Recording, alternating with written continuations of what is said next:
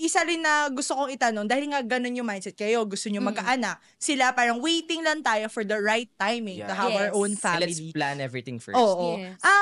Anong mangyayari naman? Ito, what if scenario lang naman. 'Di ba? There are many couples who chase and chase and chase like financial freedom and to the point na talagang very well off na sila. Pero di na sila nabiyayaan ng anak.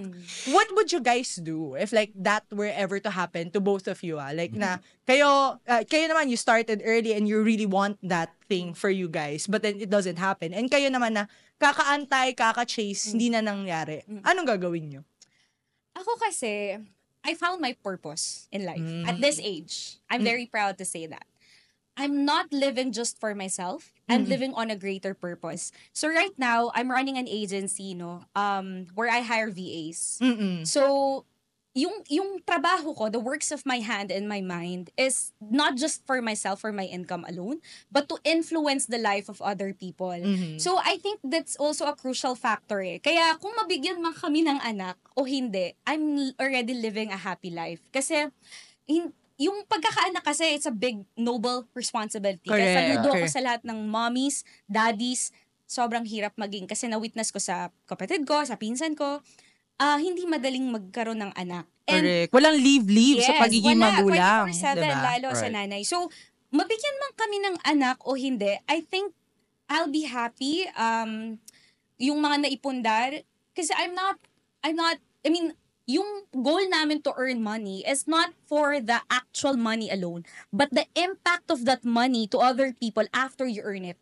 Yeah. So parang, 'di ba, yung pera kumikita ka, para ba saan 'yon? Hindi lang para bumili kami ng bahay, sasakyan, damit. Hindi kami ganoon eh. Hindi kami mabili ng mga material things. So pag may kinita kami, i-hire niya na si Katch. Hindi na po sila. Ito na. inaano namin, like, happy kami na mag-share ng masarap na pagkain sa team ko, sa mga kapatid, sa kamag-anak ko, ganun kami. So, I think hindi namin siya... It's like community building based on your profession. Impacting more lives because of the blessings that you're receiving from God. Ganun yung mindset, the way how I think. And kung mabigyan kami ni Lord ng anak, siguro 2, 3, 4 years from now, thank you so much, Lord. Kung hindi kami mabigyan, thank you pa rin. Kasi yung years na hindi yun nasayang. Kasi nakapag-serve ako ng mas marami pang pamilya. Kagaya ng pinsan ko. So, she has lots of kids.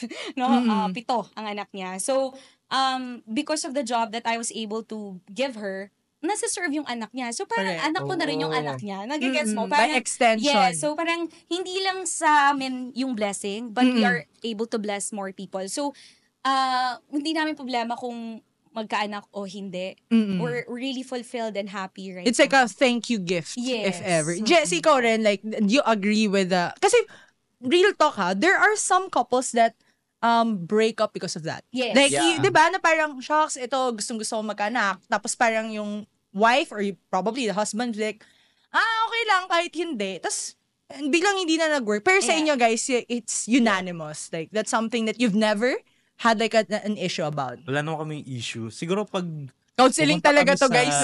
Ina-unearth namin yung mga ganito. punta kami sa point na papag-usapan namin, gusto namin mag-anak pero hindi na kaya ng katawang lupa namin. Meron naman ng options ngayon, 'di ba? Yung adoption, correct, artificial I love that. insemination. You guys are open to that, no? Kasi I mean, yung iba restrictive yung faith, 'di ba? Na they don't want that. They want it naturally. It would happen naturally. But you guys, it's okay. Yes. Okay. You Kasi, you embrace science Yes. at that part. Yes. Okay. Sa adoption. Kasi yung family naman, di naman yan sa dugo lang eh. Yes. It's how I you love give that. love naman. Oo. Yes. Okay. I think we have that kind of love that we can love kahit, ayun mo yun, hindi lang, again, yung lente kasi namin, hindi lang nakatingin lang sa amin. So parang, ako ngayon, nag-work ako. Hindi dahil sa kailangan ko mag-work. Nag-work ako because... Sana all. Nag-work. Sige lang. Kasi wala naman kami kids, di ba? Hindi, yung reality, kaya naman niya akong buhayin bilang asawa niya. Sana all get you a man that can get you that bread. Wow! Hindi, pero ako nag-work ako kasi ganado ako, motivated ako lagi because marami akong taong kailangan tulungan. So, Yun.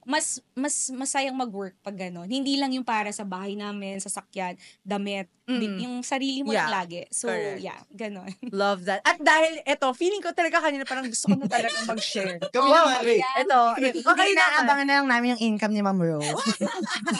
Mga abangan yung mga VP and EVP. Actually, yung investment nila sa amin.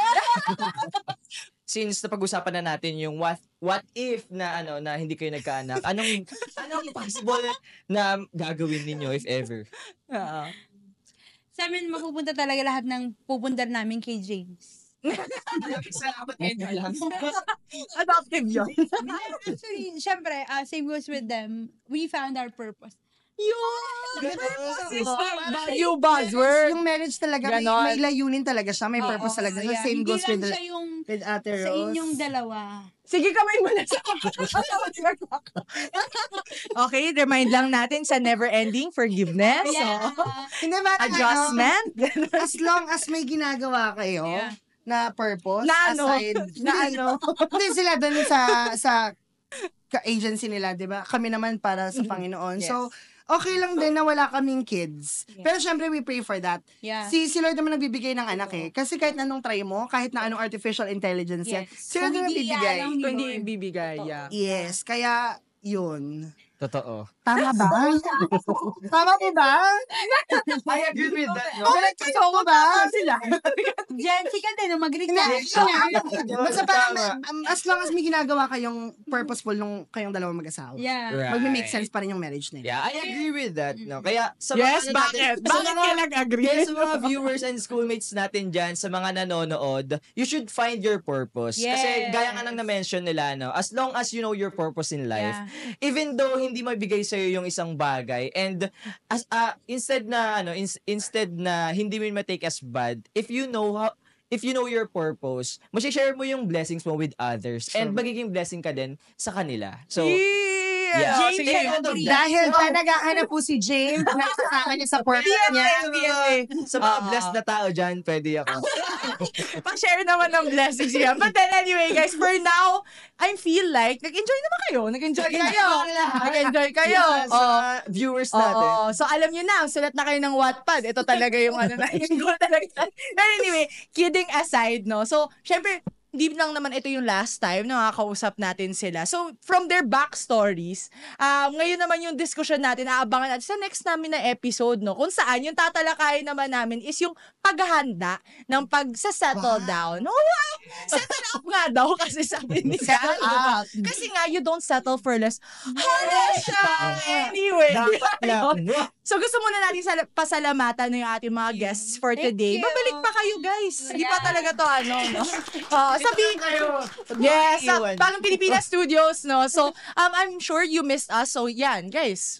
Panoorin nyo to. Tagal-tagal kami nawala, di ba? And with that, sa About Usapin sa About Issue, may boses tayong mga kabataan. Kaya naman sumali, makinig at makiisa dahil ang bawat opinion ninyo'y mahalaga. Kaya naman, sabay-sabay nating isigaw sa buong mundo, schoolmates, may pakialam ka!